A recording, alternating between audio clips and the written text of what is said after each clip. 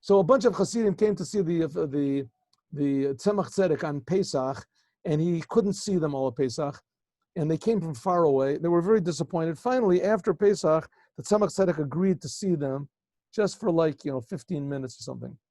So he did meet them, and he asked them what would they rather hear in this 15 minutes that they were with him.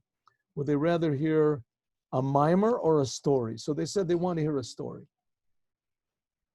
Huh? I never told the story? Okay. So he said, okay, I'll tell you a story. He said, once there were two Chassidim.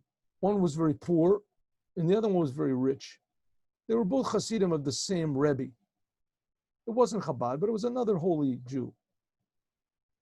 One of them was very rich, and he owned a lot of lands. And the other one was very poor. So the one that was very poor said, listen, in your lands, I know that there's an inn. And I see that nobody is working the inn. Maybe give me a chance and let me take over the inn. And maybe I can, we'll both profit. So he said, okay. And he made him a very reasonable rent. And he took it over. The inn was 5-6 rooms, places to sleep. And also there was a little bar over there, a little restaurant, simple restaurant. And so but he didn't have any luck, this chassid, the poor one. He took over, he had 8 children, whatever, and his wife, but just it was bad weather and just people didn't come to the inn. So month after month, he couldn't pay the rent. So the owner, the rich Jew, said, I'm sorry, you have to leave. I see that it's not working for you. And listen, I'll do you a favor, you don't have to pay any of the money you owe me. You don't have to pay any of the money you owe me, and I'll even give you money that, to move your house to another place, to live for a couple months. And he said, no, I want you to give me another chance. He said, okay, let's go to the Rebbe and we see. So they went to the Rebbe, and the Rebbe, this is all a story that the Tzemach Tzedek is telling, right? So it says, so they went to the Rebbe, and the Rebbe said, you should give him another year. He said, okay, so he gave him another year, and the second year was the same thing as the first one. Just didn't succeed, didn't go. He just barely had enough money to bring food for his family. He couldn't pay rent. Month after month went by. After the second year went by, the owner, the rich Jew, came to the poor one and said, listen, I see that it's really not working. Listen, it's not your fault. It's just not, you don't have any luck here. I'll forget about the 2 years of rent. 2 years, I'll forget about the whole thing. But I want you to leave. And like I said before, I'll give you, enough money to last you the next 2 months, and you can use my wagons to move to the next city. I'll even look for you for a house.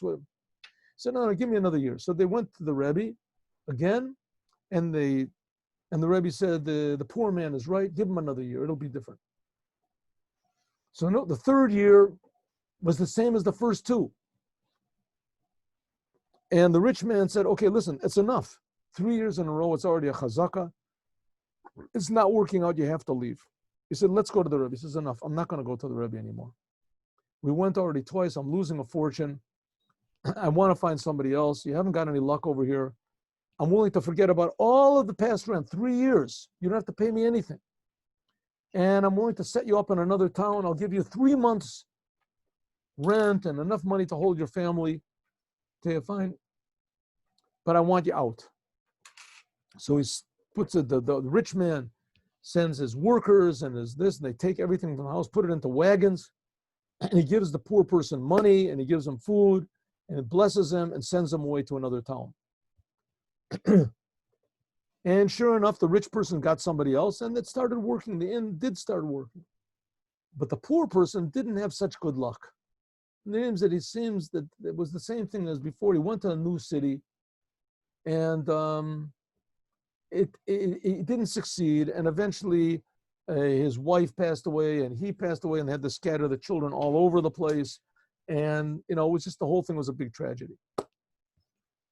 No, the rich man, eventually he also passes away after 10 years, 10 years later he passes away, goes up to heaven, and there's the heavenly tribunal with this poor person standing there.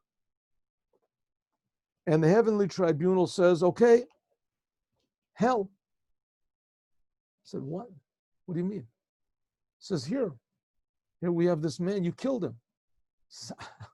I killed him? I didn't kill anybody in my life. I'm a religious Jew. I did Torah, I did mitzvahs, I gave a lot of charity. I never killed anyone. What are you talking about? This person, I remember him. He's a very nice man, but he just, I was willing to forego 3 years of rent. I did everything I could for him. I just couldn't. What do you expect from me?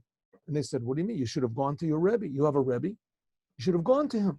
Why didn't you go the third time? I said, oh, come on. I mean, I went twice. I was losing a fortune. So it's okay. Hell. Wait a minute. I want a retrial. You fellows up here, you're the heavenly court. This is people who have been up in heaven, for thousands of years. You don't know anything about what the world is, what money is, what this. I wanted a retrial. So they talked it over. They said, okay, we're going to have a trial. The judges will be the Beit Yosef and the Shach and the Taz. Right? And he said, listen, these people, the Beit Yosef, the Shach, they've been dead already 200, 300 years. 200, 100, 200 years. I can't, they can't judge properly. I mean, 200, 300 years, they've been gone. They don't know what the world is anymore. I want a case in a jury in this world, in the physical world, and they should judge me. And so the court talked about it, and they said, okay, now this is the story that Tzemach Tzedek is telling to this group of Chassidim, right? Said the heavenly court said, okay. So the Tzemach Tzedek looked at all of them and said, I say that he's innocent. What do you say? And suddenly they realized that this story was really happening and that they were really the court. And they said, he's innocent. He's innocent. And the Tzemach Tzedek said, that's it. And court dismissed. Case dismissed. So they realized that it wasn't just a story that he was telling somewhere. It was something that was really happening right there, and that they were really the court, and that they decided the innocence and saved a person's life. Have a good day, everyone. 3:00, we'll learn again Chumash and Pirkei Avos.